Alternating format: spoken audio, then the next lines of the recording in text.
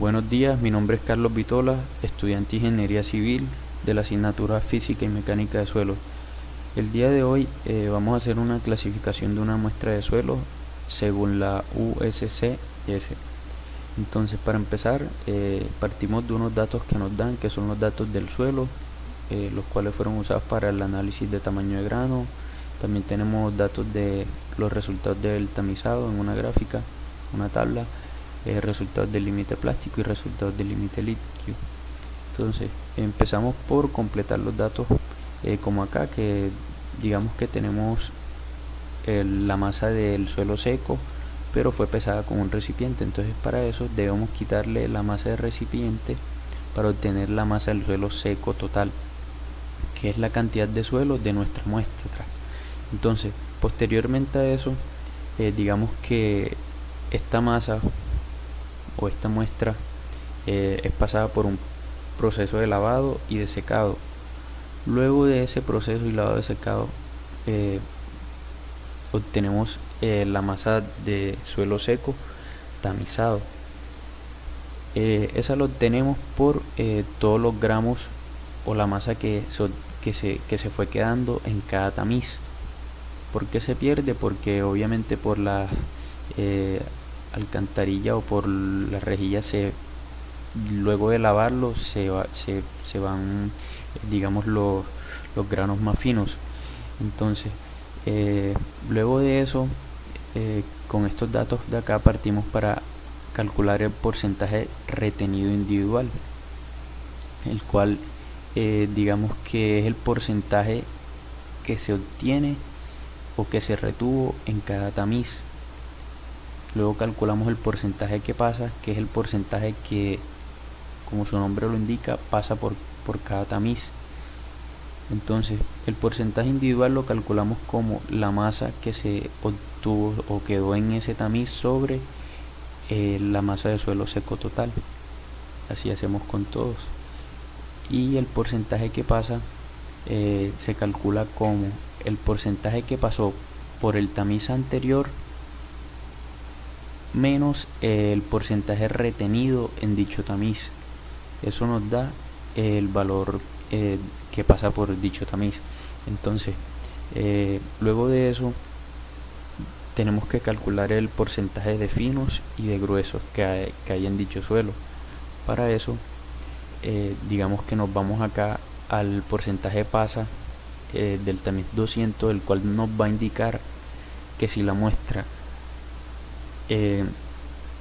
que pasó por el tamiz 200 es menor al 50%, nuestro suelo es grueso. Entonces ya definimos que nuestro suelo es un suelo grueso. Entonces ya definimos que nuestro suelo es grueso. Ahora lo siguiente a hacer, según el sistema de clasificación, es determinar si nuestro suelo es una arena o una grava, para lo cual es necesario ayudarnos de unos datos, el valor A y el valor B. El valor B es necesario o es quien nos va a indicar si nuestro suelo es una grava o una arena.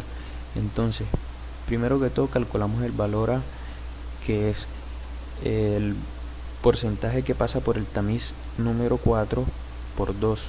Esto nos da un valor. Ese valor es utilizado para calcular el valor B, al cual le restamos el porcentaje que pasa por el tamiz 200. En ese caso, esa diferencia nos daría 126.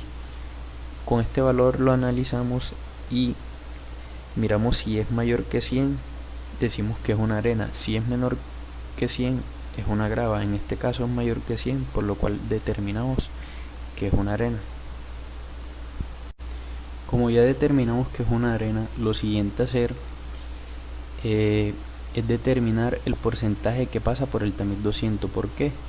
Puesto que como ya determinamos que es una arena, nos vamos a enfrentar a tres casos. Estos tres casos que representan acá. Entonces, cuando determinamos el porcentaje que pasa por el tamiz 200, nos dirigimos a esta tabla.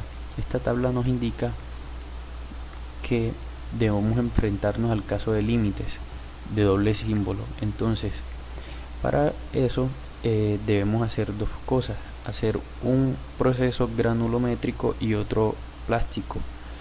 Entonces para eso debemos definir los coeficientes de uniformidad y el coeficiente de curvatura.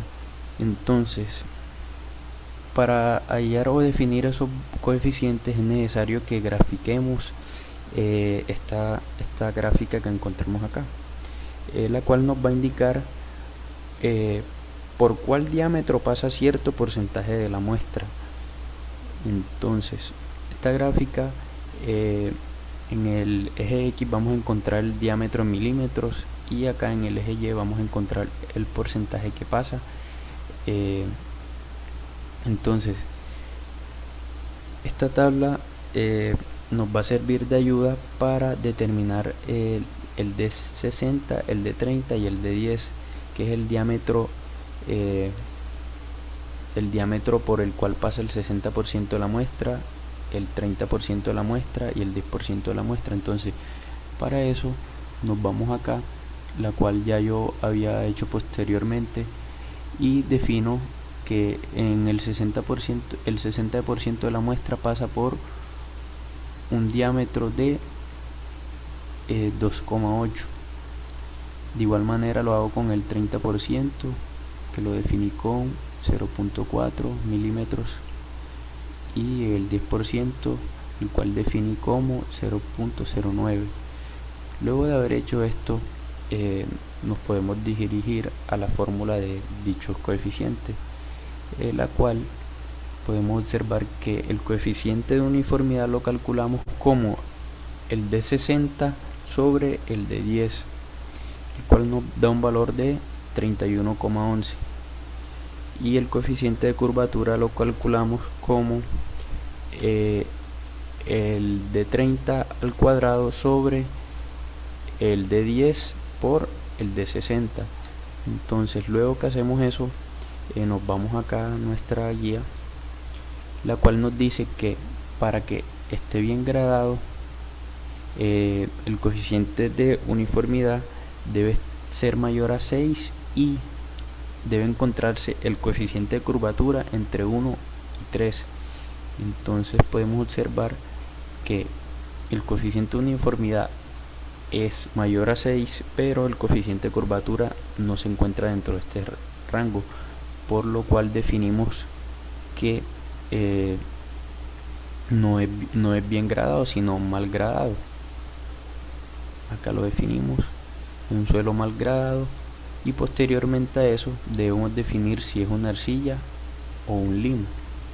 Para eso es necesario que utilicemos los datos del límite plástico y el límite líquido. Entonces, primero que todo debemos rellenar los campos que no tenemos, en este caso la masa seca, que la calculamos como le quitamos el peso de la tara a la masa seca más la tara, y eso nos da estos dos valores de acá. Posteriormente a eso calculamos la masa del agua, la cual la calculamos menos la masa húmeda más la tara menos la masa seca más la tara. De igual manera lo hacemos con esta de acá. Entonces, para calcular el porcentaje de humedad, lo que hacemos es la masa del agua sobre la masa seca por 100. Eso nos da un valor de 16,04 y de este lado un valor de 20,59. Posteriormente a eso, para calcular el límite plástico solamente es necesario hacer el promedio entre estos dos ensayos, la cual nos da 18,31% para el límite plástico. Entonces, posteriormente a eso, para calcular el límite líquido, rellenamos estos campos de igual manera. La masa seca la calculamos de igual manera, le quitamos la tara a todas, acá las tenemos. La masa del agua también, este valor menos este de acá, este valor menos este de acá, y posteriormente la humedad, que como había dicho es el peso del agua o la masa del agua sobre la masa por 100.